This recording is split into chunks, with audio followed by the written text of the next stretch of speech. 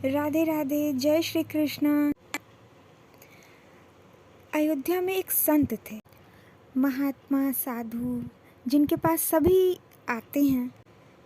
पूर्व काल में सभी साधु संतों का बड़ा सम्मान करते थे। तो एक आदमी भगवान के प्रति अति मोहित होता है और उनकी भक्ति करना चाहता है। उसके हृदय में भक्ति होती है, जिसके कारण वो विरक्त भाव को प्राप्त होता है। उसको संसार छोड़ने का अति तीव्र भावना उसके भीतर आ जाती है कि अब संसार को छोड़ दिया जाए, केवल भगवान में ही रम जाना चाहिए। परंतु करना क्या चाहिए, कैसे क्या होना चाहिए, इसका मार्गदर्शन करने के लिए वो उन साधु संत महात्मा के पास जाता है जो अति प्रसिद्ध हैं और सभी उनके पास जाते हैं। उनके पास जाने पर वो बताते हैं कि वो अब इस संसार को त्यागना चाहते हैं। विरक्त भाव उनके भीतर आ गया है, क्या करना चाहिए। तब महात्मा कहते हैं अच्छा ठीक है, सीताराम नाम देते हैं और कहते हैं कि इसको जपो, ध्यान करो और फिर जो भी स्थिति है वो मुझे बताओ। तो वो निरंतर सीताराम सीताराम जपता है और एकांत में ध्यान में बैठकर सीताराम सीताराम जपा करता। अत्यंत उत्साहित है और उसके भीतर आनंद आ रहा है, आनंद की प्राप्ति हो रही है। उसके बाद कुछ दिनों पश्चात ही ऐसा हुआ कि 2-3 दिन के बाद ही उसको सुनाई देने लगा कुछ आवाज़ें, कुछ विचित्र आवाज़ें सुनाई देने लगी। तो वह बहुत ही परेशान हो गया, चिंतित हो गया कि ये सारी ध्वनि आती कहाँ से है और सभी लोग जा रहे हैं और क्या कर रहे हैं, क्या है ये। और आँख खोलने पर कुछ भी नहीं रहता और उसको कुछ पता भी नहीं चलता कि हो क्या रहा है, कहाँ से ये ध्वनि आ रही है, किसकी आवाज़ें हैं। तो अत्यंत व्याकुल होकर अपने जो भी महात्मा थे जिन्होंने नाम दिया था उनके पास जाता है और सारी स्थिति को बताता है। तब कहते हैं कि अच्छा ठीक है, तुम ऐसा करो कि अभी कुछ समय और इसको जपो। तब वो पुनः जाप करता है, एकांत में बैठता है, उसको वही आवाज़ें पुनः आती हैं, बार बार वो ध्वनि आती है। तो उस ध्वनि में जाकर बताता है कि ऐसी ध्वनि पुनः आई। तब उस ध्वनि में क्या था, तो महात्मा ध्यान लगाकर देखते हैं तो सभी कहते हैं कि जय हो जय हो जय हो। तो आवाज़ें जो आती हैं वो जय हो जय हो, ये कहता कौन है। जो साधु रहते हैं, जो जप रहे थे, वो परेशान रह रहे थे। तब बताते हैं महात्मा जी कि ये तुम्हारे पूर्वज हैं, जो तुम्हारे जप करने से, भक्ति करने से, साधना करने से अत्यंत प्रसन्न हैं। उनके लिए वैकुंठ के द्वार खुल रहे हैं और एक एक करके एक एक जो पितृगण हैं वो वैकुंठ जा रहे हैं और अति प्रसन्न हैं, नृत्य कर रहे हैं, ढोल बजा रहे हैं, नगाड़े बजा रहे हैं, अत्यंत प्रसन्न होकर नृत्य कर रहे हैं।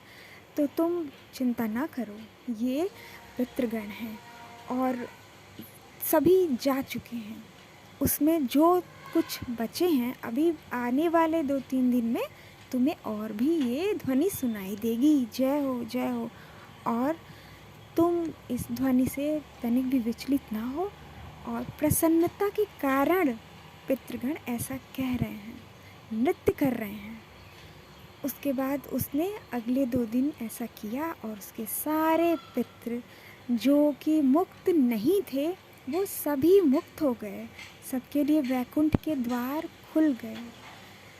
तो क्या तात्पर्य है कि जो भी भक्ति करता है उसके पितृगण अत्यंत प्रसन्न रहते हैं। जहाँ भी वो रहते हैं उनको पता चल जाता है कि उनके परिवार से कोई एक भक्त हुआ है, भक्ति कर रहा है, तो अत्यंत प्रसन्न हो जाते हैं क्योंकि अब उनकी मुक्ति का समय आ गया है।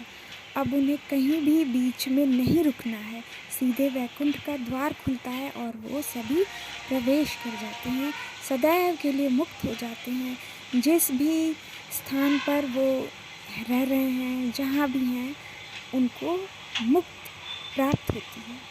तो मुक्ति प्राप्त होती है किस कारण, भक्ति के कारण। जो जीवन रहते आपके घर में जो भी कर रहा है उसके कारण।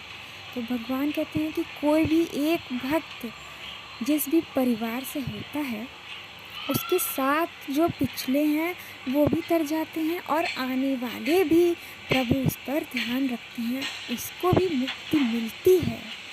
क्योंकि आपके जो कर्म हैं वो आपके दादा दादी से मिले हैं, कुछ आगे जाएंगे, पीढ़ियों तक जाएंगे, तो ये भक्ति का कर्म है जिसके कारण मुक्ति मिली पितृगणों को।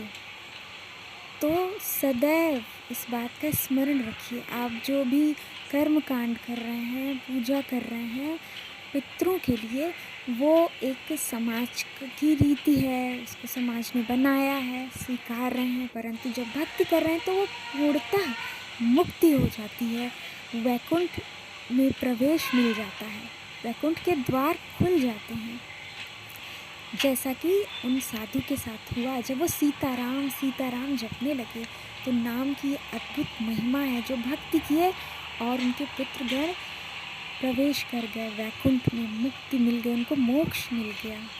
इसलिए सदैव कहा जाता है कि आप संसार में रह रहे हैं, संसार की सभी गतिविधियों को कर रहे हैं, परंतु भक्ति नहीं की, तब आपके जो पितृ हैं वो भी मुक्त नहीं हो पाएंगे, आप स्वयं भी मुक्त नहीं हो पाएंगे, और आने वाली पीढ़ियों का आप नहीं बता सकते कि क्या होगा, कैसी स्थिति होगी। धन रख लीजिए या कुछ भी कर लीजिए, लेकिन ये संसार के लिए है। जो भी आपके साथ जाएगा और आगे बढ़ेगा वो भक्ति है। ऐसा कोई भी संसार का कर्म नहीं है जो पितृगणों को तार दे, उनको वैकुंठ पहुंचा दे। कौन सा ऐसा कर्म है? केवल भक्ति। भक्ति से ही मुक्ति मिलेगी। तो अपने जो घर परिवार में आप जैसे भी जिस भी स्थिति में रहते हैं, अब ये नहीं सोचना है कि आपकी स्थिति ऐसी नहीं है कि आप भक्ति करें, नहीं, आप जिस स्थिति में हैं उसी स्थिति में आपको भक्ति करनी है, प्रेम करना है। अब प्रेम करने के लिए क्या करना होता है? उसको स्मरण करना होता है, हृदय से आपको आत्मीयता होनी चाहिए प्रभु के प्रति, कान्हा जी के लिए, उनकी सेवा के लिए, कि आप जो भी कर्म कर रहे हैं उनको अर्पित कर करें, जिससे आपके भीतर वो प्रीति बढ़े, भक्ति बढ़े। तभी तो आपके पितृगण जो भी हैं, जहाँ भी हैं, मुक्त होंगे। कलयुग का प्रकोप बढ़ता जा रहा है, तो सभी अपने घर में जहाँ भी जिस भी स्थिति में हैं उसी में करिए। आप जहाँ जाते हैं, बाहर जाते हैं, कार्यस्थल पर जाते हैं, तब भी आप प्रभु को स्मरण करते रहिए, उनका नाम जपते रहिए। नाम जपते जपते आपको वो भीतर प्रेम भाव उत्पन्न होता जाएगा, और जब भक्ति की ओर बढ़ जाता है मनुष्य, तभी पितृगण अत्यंत प्रसन्न हो जाते हैं।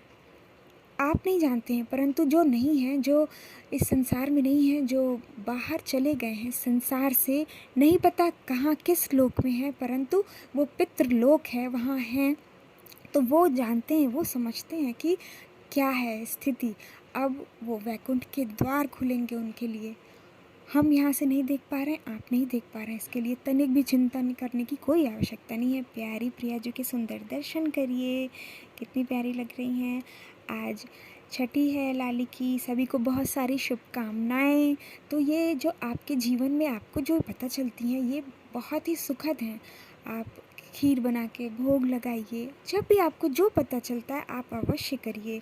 जो भी आपके घर हलवा है वो चढ़ाइए, आपके घर में पेड़े हैं, लड्डू हैं, गुड़ है, वही चढ़ाइए, वही अर्पित करिए और सभी प्रसाद रूप में पाइए। बाकी करुआ बिहारी जी के दर्शन करिए, सुंदर सुंदर, कितने प्यारे लग रहे हैं, और सभी को ये मुक्ति प्रदान करते हैं। जब तक भगवान को नहीं भजेंगे, आपके भीतर ये भाव ही नहीं आएगा कि संसार में क्या है और संसार के आगे क्या है। माया को पार पाने के लिए मायाधीश की आवश्यकता है, उनसे प्रेम करने की आवश्यकता है, उनकी भक्ति करने की, आराधना करने की, साधना करने की, उपासना करने की। तो एकांत में बैठिए और नाम जप करते रहिए, सुबह और शाम, ये 2 समय आप सदैव स्मरण करिए। एकांत में बैठकर सारे संसार की गतिविधि आप पूरे समय करते हैं, परंतु भक्ति के लिए समय ही नहीं है। इसके लिए आपको समय बनाना होगा, ये आवश्यक है। और अपने बच्चों को भी ये संस्कार दीजिए, भक्ति सिखाइए। अलग से कोई समय नहीं आएगा, 24 घंटे बहुत होते हैं। जब आप जपना प्रारंभ करेंगे तब आपको ये 24 घंटे की अत्यंत महत्वपूर्णता पता चलेगी कि आपका एक एक क्षण कितना महत्वपूर्ण है। आप कैसे इसको व्यर्थ ही गंवा रहे थे, तो अब न गंवाइए। निरंतर स्मरण करिए, रूप ध्यान करिए। देखिए कितने अत्यंत सुकोमल हैं हमारे बांके करुआ बिहारी जी। तो प्यारे प्यारे दर्शन करिए, आपके भीतर जिस भी भाव से उनका स्वरूप बनता है उसको भजिए। ठीक, बहुत सारा प्रेम। जय श्री कृष्णा। राधे राधे।